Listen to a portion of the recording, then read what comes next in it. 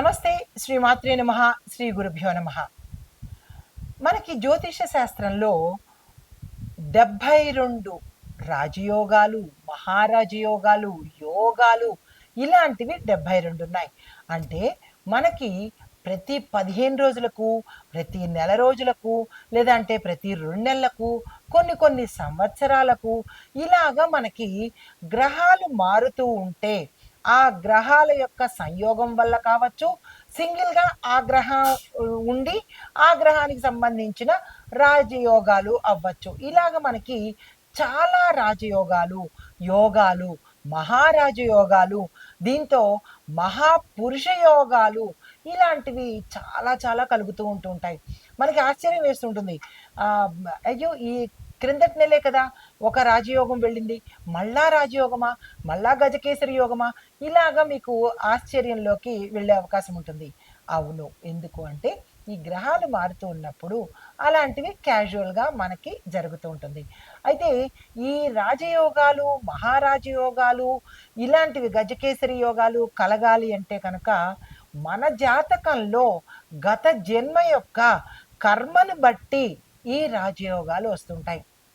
అయితే మీకు అనిపించవచ్చు, ఒకే ఒకే చోట ఉన్నాం కదా, లేదంటే తెలిసిన వాళ్ళు, వాడు అంత స్థాయికి వెళ్ళిపోయాడు, నేను ఇంకా ఇక్కడే ఉన్నాను, ఇద్దరం అదే జాబ్ చేస్తున్నాము, లేదా ఇద్దరం అదే వ్యాపారం చేస్తున్నాము, అతను కోట్లకు పడగలెత్తాడు, నేను ఇంకా నష్టాల్లోనే ఉన్నాను అంటే ఆ వ్యక్తి యొక్క గత జన్మలో చేసిన కర్మను బట్టి ఇప్పుడు మహాలక్ష్మి రాజయోగం కావచ్చు, భద్రమహాపురుష రాజయోగం కావచ్చు, ఇలాగ గజకేసరి యోగము, రాజయోగాలు ఇలా ఆ వ్యక్తికి పట్టచ్చు.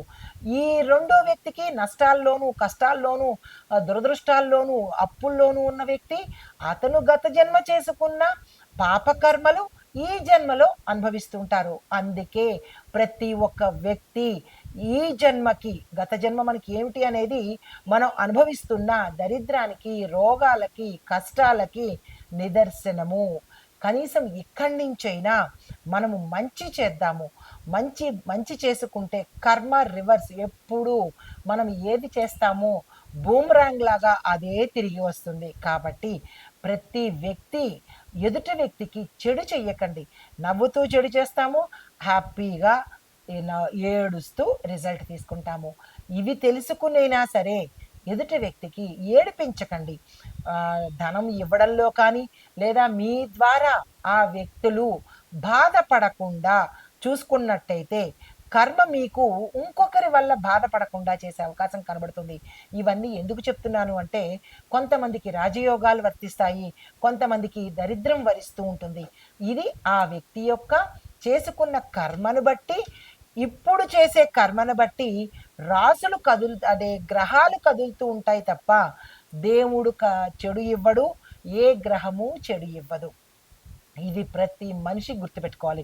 అయితే ఇప్పుడు మన సబ్జెక్ట్ ఏంటంటే, ఇప్పుడు మనకి వచ్చేది భద్ర మహాపురుష రాజయోగము. ఇది జ్యోతిష్యంలో అత్యంత శక్తివంతమైన మహారాజయోగాలలో ఇది కూడా ఒకటనమాట. అది ఇప్పుడు రాబోతోంది. అయితే ఇది పంచమహాపురుష యోగాలలో ప్రథమమైనది. 5 ఉంటాయి. ఆ 5టిల్లో ప్రప్రథమైనది భద్ర మహాపురుష రాజయోగము. ఇలాంటి యోగాలు కలగాలంటే గత జన్మలో చేసుకున్న మంచి ఫలితాల వల్ల మనం ఇప్పుడు అనుభవించబోతున్నాము. అయితే ఈ భద్ర మహాపురుష రాజయోగము అసలు అంటే ఏమిటి? ఎవరే ఇప్పుడు అత్యంత ధనవంతుడుగా పుడతాడనమాట. అందుకే అంటుంటారు చాలామంది, గోల్డ్ స్పూన్తో పుట్టాడు అని. ఊరికనే గోల్డ్ స్పూన్తో ఎవరు పుట్టరు. గత జన్మ చేసుకున్న కర్మస్థానంలో ఆ కర్మను ఇప్పుడు అనుభవించడానికి అతను పుట్టాడు.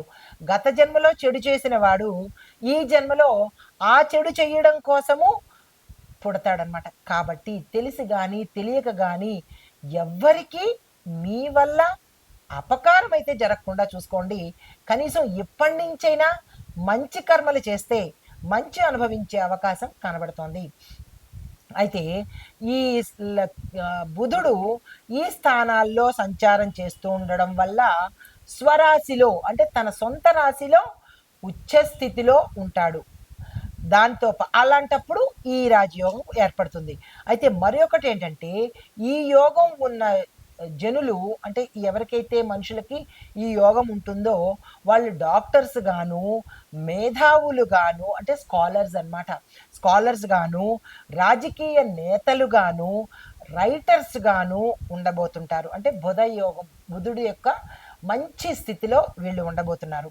అయితే వ్యాపారంలో కూడా ఇందాక నేను చెప్పినట్టు వాళ్ళు విపరీతమైన లాభాలు గడిస్తున్నారు అంటే ఇది కారణాలు వెనకాల. తరువాత మూడవ అంశం ఏంటంటే ధనములోను, విద్యలోను, బుద్ధిలోను, రాజకీయ నైపుణ్యంలోను మరియు కమ్యూనికేషన్లో నైపుణ్యము ఈ బుధుడు ఈ మహారాజ యోగంలో ఇవ్వబోతున్నాడు. అయితే ఇవి ఏ రాశులకి ఏర్పడతాయి అనే విషయాన్ని చూసినట్టయితే బుధుడు తన స్వంత రాశి అనగా మిథునము, అది స్వరాశి అన్నమాట అతనిది. తర్వాత కన్య, ఈ రెండు అతని సొంత ఇళ్ళు, సొంత రాశులు అనమాట. రాశుల్లో ఉండే వాళ్ళకి ఈ యోగాలు పడేటట్టుగా గోచరిస్తోంది. అయితే బుధుడు కన్య రాశిలో ఉచ్చ స్థితిలో ఉన్నాడు. ఈ రెండిళ్ళు అతనివే అయినప్పటికీ కన్య రాశిలో హై రేంజ్లో ఉన్నాడనమాట. కాబట్టి వీళ్ళకు 10% ఎక్కువగా మంచి ఫలితాలు ఇవ్వబోతుంటాడు. అయితే ఇటువంటి బుధుడు లగ్న స్థానము, 4వ స్థానము, 7వ స్థానము, 10వ స్థానంలో సంచరిస్తున్నప్పుడు ఈ వాళ్ళకి భద్ర మహాపురుష రాజయోగం ఏర్పడుతుంది. అయితే సూర్యుడు కూడా కన్యలో ఉన్నాడనుకోండి, ఇంకా విశేషంగా ఉంటుంది. కొంతమందికి స్థానచలనాలు మారుతుంటాయిగా, ప్రతి నెల మారుతుంటాడు కాబట్టి ఆ ఉంటాయి. అయితే సెప్టెంబర్ 17 నుంచి అంటే గుర్తుపెట్టుకోండి, ఎప్పుడు సెప్టెంబర్ 17 నుంచి అక్టోబర్ 17, 2025 వరకు ఈ మహాపురుష రాజయోగం ఏర్పడుతూ ఉంటుంది. అంటే అంతవరకు ఈ రాశులకి ఇలాంటి రాజయోగం ఏర్పడుతోంది. అయితే ఏ ఏ రాశులకు ఎలా ఉండబోతోంది అంటే కనుక సూర్యుడు కన్యలో సంచరిస్తున్నాడు ఉచ్చ స్థితిలో, బుధుడు కన్యలో ఉచ్చ స్థితిలో భద్రయోగంలో సంచారం చేస్తున్నాడు, శుక్రుడు సింహంలోకు మళ్ళా కన్యలోను ట్రాన్స్ఫర్స్ అవుతూ ఉంటాడు, చంద్రుడు కూడా మారుతూ ఉంటాడు, ప్రతి 2.5 రోజులకు ఒక్కొక్కసారి చంద్రుడు మారుతూ ఉంటాడు, కుజుడు కుంభంలో స్థిరంగా ఉన్నాడు, గురుడు వృషభంలో స్థిరంగా కూర్చున్నాడు, శని కుంభంలో స్వగృహంలో తన సొంత ఇంట్లో ఉన్నాడు, రాహువు తులారాశిలోను, కేతువు మేషరాశిలోను ఇప్పటికీ సంచారం చేస్తున్నారనమాట. అయితే ఈ యోగం వల్ల దేశ కాలమాన పరిస్థితి, వాతావరణము, ఆర్థికము, న్యాయ వ్యవస్థ, సామాజికంగా, వ్యక్తిగతంగా ఎలా ఉండబోతోంది అనే అంశాలను ఒక్కొక్కటిగా చెప్తాను, జాగ్రత్తగా వినండి. అయితే ఆర్థికంగా మొదటిగా ఆర్థిక రంగంలో ఎలా ఉంటుందంటే మార్కెట్లో స్థిరంగా ఉంటుంది రేటు, కమ్యూనికేషన్ రంగంలో డెవలప్మెంట్ కనబడుతుంది, మార్కెట్లో స్టేబుల్గా, మేధస్సుతో కూడిన అంటే ఎవరికైతే ఇంటెలిజెన్స్ తెలివితేటలు ఉన్నాయో ఆ నాయకులు తప్పనిసరిగా ఎదుగుతారు, ముఖ్యమైన నేతల యొక్క ప్రసంగాలు దేశవ్యాప్తంగా ఆదరణ పొందుతాయి. ఆ మహానుభావుడు ఇలా చెప్పాడు, ఆ మహానుభావుడు ఇలా చెప్పాడు అని ఆదరణ పొందే అవకాశం కనబడుతోంది. తరువాత కొత్త విధానాలకు ప్రజల నుంచి ఇప్పుడు మన నాయకులు ప్రవేశపెట్టే విధానాలు ఏవైతే ఉన్నాయో ప్రజల నుంచి మంచి స్పందన, గుడ్ రియాక్షన్ కనబడుతుంది. తరువాత ఇంకా మూడవది చూసుకున్నట్టయితే విద్యా శాస్త్ర పరిశోధన చూసుకున్నట్టయితే కనుక విద్యా వ్యవస్థలో కొత్త కొత్త అంశాలు యాడ్ అవుతుంటాయి, విద్యా విధానమే టోటల్గా మారిపోతుంది. తర్వాత పరిశోధకులకు అంటే రీసెర్చ్ చేసే వాళ్లకు నిధులు, విదేశీ సహకారము ఎక్కువగా పెరుగుతూ ఉంటుంది. అంటే మీరు రీసెర్చ్ చేయాలంటే డబ్బుతో కూడుకున్న పనే కదా, దానికి మరి డబ్బులు ఎవరిస్తారు అంటే విదేశాల నుంచి మనకి ఫండింగ్స్ రావడము, పెట్టుబడులు పెట్టడము జరిగే అవకాశం ఉంది. ఇంకా ఆరోగ్యము, వైద్య రంగం గురించి చూసినట్టయితే కొత్త కొత్త ఔషధాలు కనుక్కుంటారు.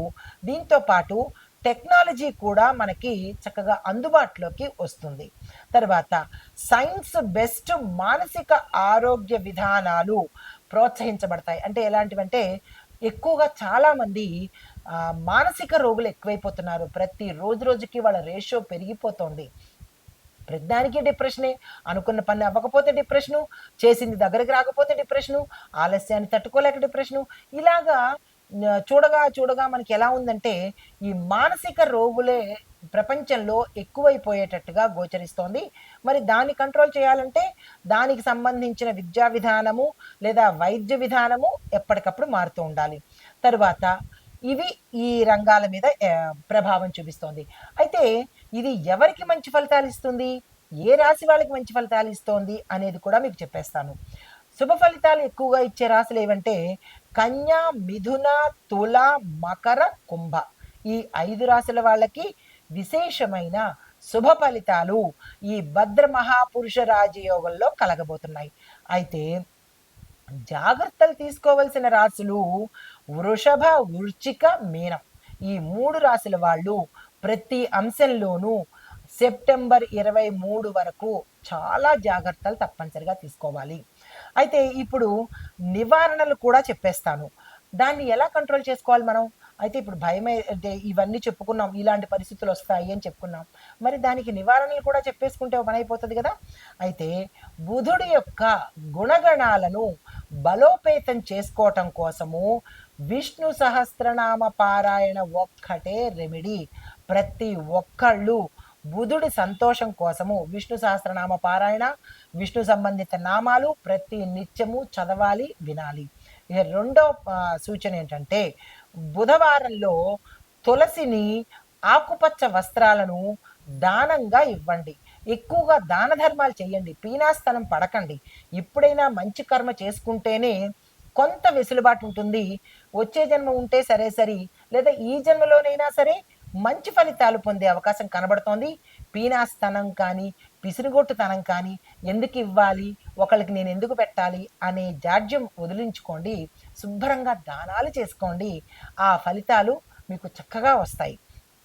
అయితే ఈ మ్యాక్సిమం మీరు చేయగలిగినన్ని దానాలు ఈ బుధుడు కోసము బుధవారము ఏదైనా ఇచ్చుకునే కొద్దీ పెరుగుతూ ఉంటుంది, జ్ఞానమైన ధనమైన. కాబట్టి ఇచ్చుకునే ప్రయత్నం చేసుకుంటూ ఉండండి. తర్వాత విద్యార్థులకు చూసుకున్నట్టయితే వాళ్ళ యొక్క బుద్ధిని అంటే మానసికంగా డిప్రెషన్లోకి వెళ్ళే వాళ్ళు ఎక్కువగా ఏం చేయాలంటే గణపతిని ఆరాధన చేయండి. దీంతో పాటు గణపతి ఆలయ దర్శనం తప్పనిసరిగా చేసుకోండి.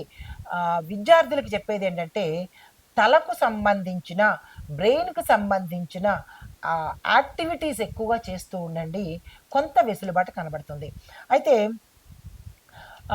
ఇవి మనకి ఈ భద్ర మహాపురుష రాజయోగంలో అన్ని రంగాల్లోనూ ఎలా ఉండబోతోంది, ఏంటేంటి సూచనలు కూడా మనం తెలుసుకున్నాము. అయితే ఇప్పుడు మేషాది ద్వాదశ రాశుల వారికి ఎలా ఉండబోతోంది అనే అంశంలో అయితే తదుపరి రాశి ధనస్సు రాశి. ఈ రాశిలో బుధుడు 10వ స్థానంలో కర్మస్థానంలో సంచారం చేస్తున్నాడు. దీని యొక్క ప్రభావం ఎలా ఉండబోతోంది? వృత్తిపరంగా పెద్ద అవకాశాలు వస్తాయి మీకు. దాన్ని అందుకునే ప్రయత్నం చేసుకోండి. అంటే గతంలో మంచి కర్మ చేసి ఉన్న వాళ్లకు డెవలప్మెంట్ కనబడుతుంది.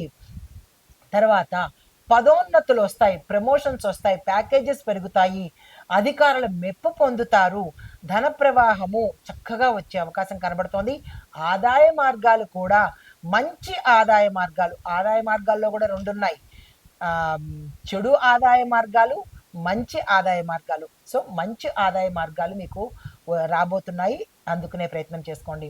కమ్యూనికేషన్ రంగంలోనూ గవర్నమెంట్ రంగాల్లో పనిచేసే వారికి శుభప్రదము, అన్ని రకాలుగా శుభాలు జరిగే అవకాశము, ప్రమోషన్స్ రావడము, ధనపరంగా గ్రోత్ కనబడము జరుగుతుంది.